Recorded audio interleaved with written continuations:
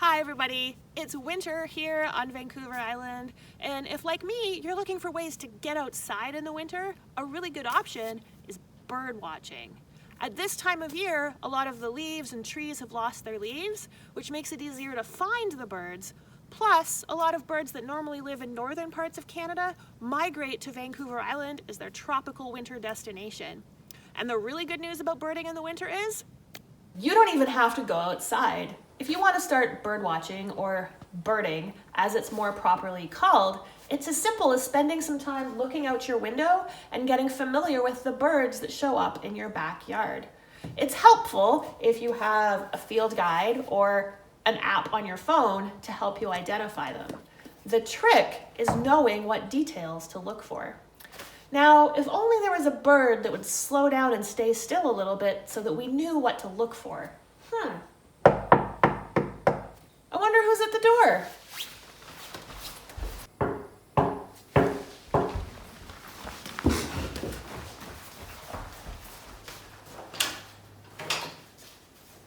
Hello? Hi, Pam. There's a woodpecker at the door. Kali, is that you in there? Yes, but I heard you need a bird to look at today. I sure did, thank you. Let's go outside. Sounds good. The first thing you notice when you see a bird is its size. I'm obviously a human-sized pileated woodpecker, but if you were to see one in real life, it might be the size of a chicken or a crow. Another thing you can look at are the colors of the bird. As you can see, the main colors on Kali the woodpecker are black, white, and a little bit of red. Kali, can you give us a fashionable spin? Another thing to look at is if the bird is flying or not. You can tell a lot by the bird by the shape of its wings here. Are they broad or wide, or are they short and angled? These different types of wings mean they're good for different things. Eagles and hawks have nice broad wings that help them fly up high in the sky, whereas me, a pileated woodpecker, will have different shaped wings for maneuvering through the forest.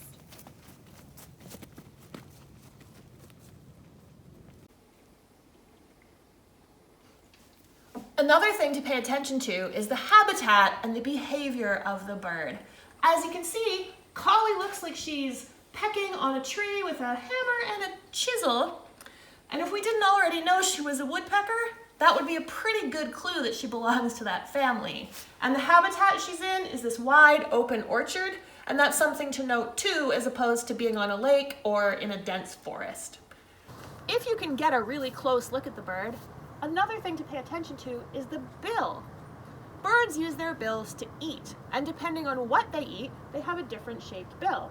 Kali is a woodpecker, so her bill is a lot like a hammer or a chisel, whereas an eagle or an owl has a sharp hooked bill to kill prey, and a duck has a bill that kind of works like a soup strainer out there in the lake.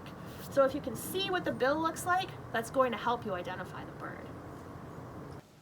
Now, there probably aren't human-sized pileated woodpeckers in your yard, but there are more than 300 species of bird in just the Nanaimo area.